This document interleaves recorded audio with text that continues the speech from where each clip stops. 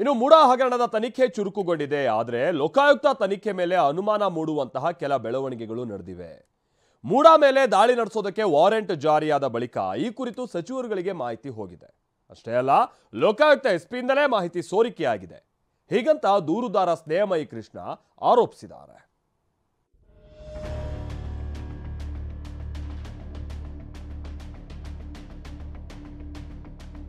By election ಮುಗಿದಿದೆ. CM ಸಿದ್ದರಾಮಯ್ಯಗೆ ಶಕ್ತಿ ಬಂದಿದೆ.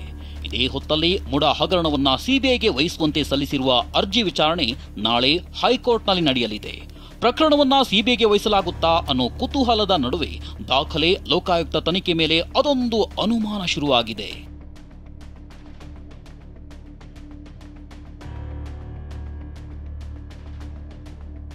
ದಾಖಲೆ ತೆಗೆದುಕೊಂಡು ಹೋದ್ರ ನಗರಾಭಿವೃದ್ಧಿ ಅಧಿಕಾರಿಗಳು. ದಾಳಿಗೆ ವಾರೆಂಟ್ ಜಾರಿಯಾದ್ರೂ ದಾಳಿ ಮಾಡಲಿಲ್ವಾ ಲೋಕಾ ಪೊಲೀಸರು? ಮುಡಾ ತನಿಖೆ ಕ್ಲೈಮ್ಯಾಕ್ಸ್ ಹಂತಕ್ಕೆ ಬಂದಿರುವಾಗಲೇ ಸ್ಫೋಟಕ ಸಂಗತಿಯೊಂದು ಹೊರಬಿದ್ದಿದೆ. ಲೋಕಾಯುಕ್ತಕ್ಕೆ ಮಧ್ಯಂತರ ತನಿಖಾ ವರದಿ ಸಲ್ಲಿಸುವಂತೆ ಹೈಕೋರ್ಟ್ ಸೂಚಿಸಿದ್ದು, ನಾಳೆ ತನಿಖಾ ವರದಿ ಸಲ್ಲಿಕೆಯಾಗಲಿದೆ. ಬಳಿಕ ಪ್ರಕರಣವನ್ನ ಸಿಬಿಐಗೆ ನೀಡಬೇಕಾ ಬೇಡವಾ ಅನ್ನೋ ಆದೇಶ ಹೊರಬೀಳುವ ಸಾಧ್ಯತೆ ಇದೆ. ಇದೇ ವೇಳೆ ಲೋಕಾ ದಾಳಿಯ ಮಾಹಿತಿಯನ್ನ ಅಧಿಕಾರಿಗಳು ಲೀಕ್ ಮಾಡಿದ್ರಾ ಅನ್ನೋ ಅನುಮಾನಕ್ಕೆ ಕಾರಣವಾಗಿದೆ. ಸರ್ಚ್ ವಾರೆಂಟ್ ಜಾರಿಯಾದ್ರೂ ದಾಳಿ ನಡೆಸದೇ ಇರೋದು ಅನುಮಾನಕ್ಕೆ ಕಾರಣವಾಗಿದೆ. ಅದೇನಂತೀರಾ?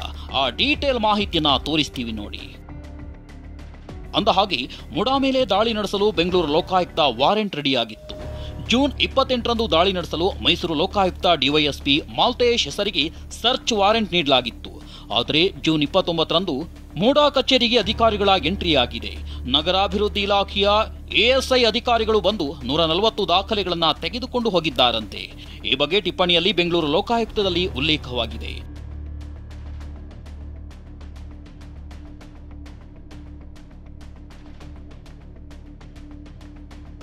ದಾಳಿಗೂ ಮುನ್ನ ಭೈರತಿ ಸುರೇಶ್ ದಾಖಲೆ ತೆಗೆದುಕೊಂಡು ಹೋಗಿದ್ದಾರೆ. ಭೈರತಿ ಸುರೇಶ್ ವಿರುದ್ಧ ದೂರುದಾರ ಸ್ನೇಹಮಯಿ ಕೃಷ್ಣ ಗಂಭೀರ ಆರೋಪ. ಇನ್ನು ಲೋಕಾಯುಕ್ತ ತನಿಖೆ ಬಗ್ಗೆ ಮೊದಲಿನಿಂದಲೂ ಅನುಮಾನದಲ್ಲಿರೋ ದೂರುದಾರ ಸ್ನೇಹಮಯಿ ಕೃಷ್ಣ ಸರ್ಚ್ ವಾರೆಂಟ್ ಬಗ್ಗೆ ಪ್ರತಿಕ್ರಿಯಿಸಿದ್ದಾರೆ. ಮಾಲ್ತೇಶ್ ಹೆಸರಿಗೆ ಜಾರಿಯಾಗಿದ್ದ ಸರ್ಚ್ ವಾರೆಂಟ್ ಕಾಪಿಯನ್ನ ಅಂದಿನ ಎಸ್ಪಿ ಸಜೀರ್ ಮಾಲ್ತೇಶ್ಗೆ ಕೊಟ್ಟಿರಲಿಲ್ಲ ಎಂದಿದ್ದಾರೆ. ಹಾಗೆಯೇ ದಾಳಿಗೂ ಮುನ್ನ ಭೈರತಿ ಸುರೇಶ್ಗೆ ಮಾಹಿತಿ ನೀಡಿದ್ದಾರೆ. ಭೈರತಿ ಸುರೇಶ್ ದಾಖಲೆ ತೆಗೆದುಕೊಂಡು ಹೋಗಿದ್ದಾರೆ ಅಂತ ಗಂಭೀರ ಆರೋಪ ಮಾಡಿದ್ದಾರೆ. ಸರ್ಚ್ ವಾರೆಂಟ್ ಮೈಸೂರಿನ ಲೋಕಾಯುಕ್ತ ಎಸ್ಪಿ ಸೇರುತ್ತೆ. ಆದರೆ ಲೋಕಾಯುಕ್ತ ಎಸ್ಪಿ ಅವರು ಆ ಸರ್ಚ್ ವಾರೆಂಟ್ ಡಿವೈಎಸ್ಪಿ ಕೊಡಲ್ಲ. ಯಾಕಂದರೆ ಸರ್ಚ್ ವಾರೆಂಟ್ ಆಗಿರೋದು ಡಿವೈಎಸ್ಪಿ ಅವರ ಹೆಸರಿಗೆ. ಆ ದಾಖಲೆಗಳನ್ನ ಅಂದರೆ ಸರ್ಚ್ ವಾರೆಂಟನ್ನು ಡಿವೈಎಸ್ಪಿ ಕೊಡದೆ ಈ ಮಾಹಿತಿನ ಇವರು ಹಿಂದೆ ಇದ್ದಂಥ ಲೋಕಾಯುಕ್ತ ಎಸ್ ಪಿ ಸಜಿತ್ ಅವರು ಭೈರತಿ ಸುರೇಶ್ ನಗರಾಭಿವೃದ್ಧಿ ಸಚಿವ ಭೈರತಿ ಸುರೇಶ್ಗೆ ಮಾಹಿತಿಯನ್ನು ಕೊಡ್ತಾರೆ. ಆ ಮಾಹಿತಿನ ಆಧರಿಸಿ ಭೈರತಿ ಸುರೇಶ್ ಸೋಮವಾರ ಬೆಳಗ್ಗೆ ಅಂದರೆ 1ನೇ ತಾರೀಕು ಬೆಳಗ್ಗೆ ದಿಢೀರ್ ಅಂತೇಳಿ ಹೆಲಿಕಾಪ್ಟರ್ ಮೈಸೂರು ಬರ್ತಾರೆ. ಅಲ್ಲಿ ಕಡತಗಳನ್ನು ವಶ ತಗೊಳ್ತಾರೆ. ಮತ್ತು ಇಡೀ ಪತ್ರಿಕಾಗೋಷ್ಠಿ ನಡೆಸಿ ಇದ್ರ ಬಗ್ಗೆ ಮಾತಾಡ್ತಾರೆ. ಈ ಘಟನೆ ನಡೆದ ಕೆಲವೇ ದಿನಗಳಲ್ಲಿ ಲೋಕಾಯುಕ್ತ ಎಸ್ ಪಿ ಸಜಿತ್ ಅವರನ್ನ ಬೆಂಗಳೂರಿನ ಆಯಕಟ್ಟಿಗೆ DCP ನೇಮಕ ಮಾಡ್ತಾರೆ. ಸೊ ಇದೆಲ್ಲ ವಿಚಾರನ ನಾಳೆ ನಾವು ಮಾನ್ಯ ನ್ಯಾಯಾಲಯಕ್ಕೆ ಉಚ್ಚ ನ್ಯಾಯಾಲಯ ಗಮನಕ್ಕೆ ತರ್ತೀವಿ. ಆಗ ತಂದು ಈ ಕೂಡಲೇ ಈ ಪ್ರಕರಣ ಸಿಬಿಐಗೆ ವಹಿಸಬೇಕು ಅಂತ ನಾವು ಮನವಿಯನ್ನು ಮಾಡ್ಕೊಳ್ತಾ ಇದ್ದೀವಿ. ಇನ್ನು ಬಿಜೆಪಿ ಶಾಸಕ ಶ್ರೀವತ್ಸ ಕೂಡ ಏಕಾಏಕಿ ಭೈರತಿ ಸುರೇಶ್ ಯಾಕೆ ಬಂದ್ರು, ಇದು ಕಳ್ಳತನ ಅಲ್ವಾ ಅಂತ ಪ್ರಶ್ನಿಸಿದ್ದಾರೆ. ಒಂದು ಸರ್ಚ್ ವಾರೆಂಟ್ ಇದೆ. ಇವತ್ತಿನವರೆಗೂ ಈ ಕೇಸಲ್ಲೇ ಯಾರ ಮನೆ ಮೇಲೂ ರೈಡ್ ಮಾಡಿಲ್ಲ. ಆಗಲೇ ಅದಕ್ಕಿಂತ ಅವ್ರದ್ದೇ ರಿಪೋರ್ಟ್ ಇದೆ. ಅವರೇ ರಿಪೋರ್ಟಲ್ಲಿ 50-50 ಅನುಪಾತದಲ್ಲಿ ಮೋಸ ಆಗಿದೆ ಅನ್ನುವಂಥದ್ದಿದೆ. ಹಾಗಾಗಿ ಸರ್ಚ್ ಮಾಡಬೇಕು ಅಂತ ಮಾಡ್ತಾನೆ. ಸರ್ಚ್ ವಾರೆಂಟ್ ಯಾಕೆ ಕೊಟ್ಟರು? ಹಾಗೆ ರೈಡ್ ಮಾಡ್ಬೋದಾಗಿತ್ತು ಲೋಕಾಯುಕ್ತದವರು. ಸರ್ಚ್ ವಾರೆಂಟನ್ನು ರೆಡಿ ಮಾಡಿದ 24 ಗಂಟೆ ಕಾಲದಲ್ಲಿ ನಗರಾಭಿವೃದ್ಧಿ ಸಚಿವರು ಮೈಸೂರಿಗೆ ಬರ್ತಾರೆ. ಬರೋದಷ್ಟೇ ಎಲ್ಲ ನನ್ನನ್ನು ಬಿಟ್ಟು ಮೀಟಿಂಗ್ ಮಾಡ್ತಾರೆ. ಮೀಟಿಂಗ್ ಮಾಡಿದ ನಂತರ ವೆಂಕಟಾಚಲಪತಿ ಸೀನಿಯರ್ IAS ನಾವು ಮಾಡ್ತಾಯಿದ್ದೀವಿ ತನಿಖಾ ಅಂತ ಹೇಳ್ತಾರೆ. ಫೈಲನ್ನು ಹೊತ್ಕೊಂಡು ಹೋಗ್ತಾರೆ ಹೆಲಿಕಾಪ್ಟ್ರಲ್ಲಿ. ಭೈರತಿ ಸುರೇಶ್ ಕಚೇರಿಯನ್ನು ರೈಡ್ ಮಾಡಿ ED ಅವರೇ ನೀವು ಭೈರತಿ ಸುರೇಶ್ ಮನೆಯೋ ಕಚೇರಿನೋ ರೈಡ್ ಮಾಡಿ ಅಂತ ಹೇಳಿದ್ದೆ. ಹೌದು, ಅಲ್ಲೇ ಸಿಗೋಕ್ಕೆ ಸಾಧ್ಯ ಅದು. ಮೈಸೂರು ಮೂಡಾದಲ್ಲಿ ಇಲ್ಲ ಅನ್ನುವಂಥದ್ದನ್ನು. ಹಾಗಾಗಿ ನಾವೇನು ಹೇಳ್ತಾ ಇದ್ದೀವಿ ಅದಕ್ಕೆ ಪುಷ್ಟೀಕರಿಸುವಂಗೆ ದಾಖಲೆಗಳೆಲ್ಲ ಲಭ್ಯ ಆಗ್ತಿದೆ. ಫೈಲ್ ಹೇಗೆ ತೆಗೆದುಕೊಂಡು ಹೋಗಲು ಸಾಧ್ಯ? DK ಪ್ರಶ್ನೆ. ಈ ಕುರಿತು ಪ್ರತಿಕ್ರಿಯಿಸಿದ DCM DK ಶಿವಕುಮಾರ್, ಪ್ರತಿ ಫೈಲ್ನ ಲೆಕ್ಕಾಚಾರ ಇರುತ್ತೆ. ಅಂದಹಾಗೆ ಫೈಲ್ ತೆಗೆದುಕೊಂಡು ಹೋಗಲು ಹೇಗೆ ಸಾಧ್ಯ ಅಂತ ಪ್ರಶ್ನಿಸಿದ್ದಾರೆ. ಹೆಂಗೆ ಎತ್ಕೊಂಡು ಹೋಗಕ್ಕಾಗ್ತದೆ? ಐ ಡೋಂಟ್ ಆಫೀಸಲ್ಲೇ ಇರ್ತಾರೆ, ಇಲ್ಲಾಂದರೆ ಸರ್ಕಾರದ ಹತ್ರ ಬಂದು ಯಾರು ತೋರಿಸಿರ್ತಾರೆ. ಅಷ್ಟು ಬಿಟ್ಟರೆ ಬೇರೆ ಯಾರು ಆ ಥರ ಎಲ್ಲ ಎತ್ಕೊಂಡು ಹೋಗೋಕೆ ಅದೆಲ್ಲ ಲೆಕ್ಕಾಚಾರ ಇರ್ತದೆ, ಒಂದೊಂದು ಫೈಲ್ ಮೂಮೆಂಟು ಲೆಕ್ಕಾಚಾರ ಇರ್ತದೆ ನನಗೆ ಗೊತ್ತಿದ್ದಂಗೆ. ಐ ಡೋಂಟ್ ಥಿಂಕ್ ಅಂಥ ತಪ್ಪೇನೋ ಆಗಲಿಕ್ಕಾಗಿಲ್ಲ. ಸದ್ಯ ಲೋಕಾಯುಕ್ತ ಪೊಲೀಸರು ಮಧ್ಯಂತರ ತನಿಖಾ ವರದಿ ಸಲ್ಲಿಸಲು ಸಜ್ಜಾಗಿದ್ದಾರೆ.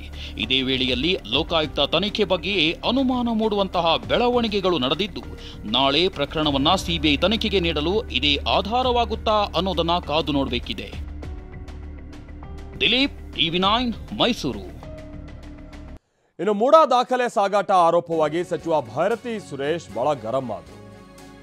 ಏನ್ ಹೇಳಿದ್ರು ಭೈರತಿ ಸುರೇಶ್?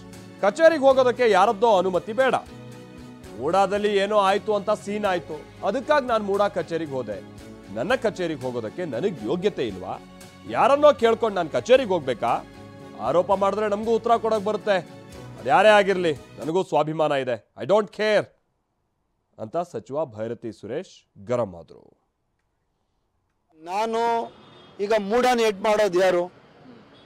ಮೂಡ ಯಾರು ಕೆಳಗಡೆ ಬರ್ತದೆ? I am the minister. ನಾನು ನಮ್ಮ ಇಲಾಖೆ ನನ್ನ ಕಚೇರಿಗೆ ಹೋಗ್ಬೇಕು ಅಂದ್ರೆ ನಾನು ಯಾವೊಂದು ಪರ್ಮಿಷನ್ ತಗೊಬೇಕಾ? It's not a democracy. ಈಗ ನಾನು ಯಾರ್ದೋ ಪರ್ಮಿಷನ್ ತಗೊಂಡು ನಾನು ಹೋಗ್ಬೇಕು? ಹಂಗಾದ್ರೆ ಇದೆಂಥ ನ್ಯಾಯ ಇದು?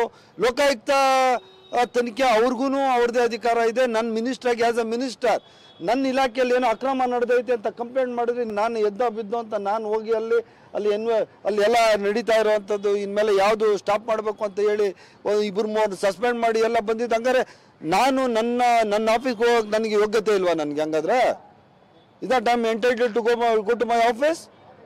ಇದೆಂಥ ನ್ಯಾಯ ಇದು? ಯಾರನ್ನ ಕೇಳಿ ನಾನು ಹೋಗ್ಬೇಕಾ? ಹಂಗಾದ್ರೆ ಯಾರನ್ನ ಕೇಳಿ ಹೋಗ್ಬೇಕಾ? ಇದು ಈ ಥರ ಸುಮ್ಮನೆ ಇದ್ರೆ ಈ ಥರ ಎಲ್ಲ ಮೇಲೆ ಕೂತ್ಕೊಂಡು ನಮ್ಮ ಮೇಲೆ ಎಲ್ಲನೂ ಈ ಥರ ಸುಳ್ಳು ಎಲ್ಲ ಆಪಾದನೆಗಳು ಮಾಡಿದ್ರೆ ನಮಗೂ ಮಾತಾಡೋಕೆ ಬರ್ತೈತೆ. ಅದು ಯಾರು ಹೂಮ್ ಎವರ್ ಈ ಮೇ ಬಿ. ನಾನು ಯಾವತ್ತೂ ತಪ್ಪು ಮಾಡಿಲ್ಲ. I don't care who is he. ಅವನಿಗೆ ಅವಂದೇ ಆದ ಇದ್ದಿದ್ರೆ ನನಗೆ ಆದ ಸ್ವಾಭಿಮಾನ ಇದೆ. ಅವ್ರು ಯಾರಾದರೂ ಹಾಕ್ಕೊಂಡಿರಲಿ, ನಾವೇನು ತಪ್ಪು ಮಾಡಿ ಅಂತ 100 ಸರಿ ಹೇಳ್ತೀನಿ. 2021 ನಾನು I am not the minister. ನಾನು ಭೈರತಿ ಸುರೇಶ್ ಅದೆಷ್ಟು ಫೈಲ್ಗಳನ್ನ ತೆಗೆದುಕೊಂಡು ಹೋದ್ರೋ ಗೊತ್ತಿಲ್ಲ, ಆದ್ರೆ ಅದಕ್ಕೂ ಮುಂಚೆ ಅಧಿಕಾರಿಗಳೇ ಫೈಲ್ಗಳನ್ನ ತೆಗೆದುಕೊಂಡು ಹೋಗಿದ್ದಾರೆ. ಅಧಿಕಾರಿಯೇ ಫೈಲ್ ತೆಗೆದುಕೊಂಡು ಹೋಗಿರುವಂಥದ್ದು ದಿಗ್ಭ್ರಮೆ ಮೂಡಿಸಿದೆ ಅಂತ ಬೆಂಗಳೂರಿನಲ್ಲಿ ವಿಪಕ್ಷ ನಾಯಕ ಆರ್ ಅಶೋಕ್ ಹೇಳಿಕೆಯನ್ನ ಕೊಟ್ಟಿದ್ದಾರೆ. ಸುರೇಶ್ ಅವರು ಬಂದು ಅವರೆಷ್ಟು ಫೈಲ್ ಎತ್ಕೊಂಡು ಹೋದ್ರೋ ಗೊತ್ತಿಲ್ಲ, ಅದಕ್ಕೆ ಮುಂಚೆನೇ ಇವರೊಂದಷ್ಟು ಫೈಲ್ ಎತ್ಕೊಂಡು ಹೋಗಿದ್ದಾರೆ ಅನ್ನೋದು ನನಗೆಲ್ಲ ದಿಗ್ಭ್ರಮೆ ಆಗ್ತಾ ಇದೆ. ಒಂದು ರೀತಿ ದಿಗ್ಭ್ರಮೆ. ಏನಪ್ಪ ಈ ರೀತಿ ಅಧಿಕಾರಿಗಳು, IAS ಅಧಿಕಾರಿಗಳೇ ಫೈಲ್ಗಳನ್ನು ಕದಿಯೋಂಥ ಸ್ಥಿತಿಗೆ ಬಂದ್ಬಿಟ್ರೆ ನಮ್ಮ ಸರ್ಕಾರ ಎಲ್ಲಿಗೆ ನಿಲ್ಲುತ್ತೆ? ಯಾರು ಫೈಲ್ಗಳನ್ನು ರಕ್ಷಣೆ ಮಾಡಬೇಕಾಯಿತು ಅದೇ ಅಧಿಕಾರಿ ಫೈಲ್ಗಳನ್ನು ಕಳ್ತನ ಮಾಡ್ತಾರೆ ಅಂತ ಹೇಳಿದ್ರೆ ನಮ್ಮ ರಾಜ್ಯದ ಆಡಳಿತ ವ್ಯವಸ್ಥೆ ಎಷ್ಟು ಕುಸಿದಿದೆ ಅನ್ನೋದು ಇದರಿಂದ ಸ್ಪಷ್ಟ ಆಗ್ತಾ ಇದೆ. ಅದರಿಂದ CBI ತನಿಖೆ ಒಂದೇ ಇದಕ್ಕೆ ಪರಿಹಾರ ಅಂತ ನಾನು ಆಗ್ರಹ ಮಾಡ್ತಾ ಇದ್ದೀನಿ.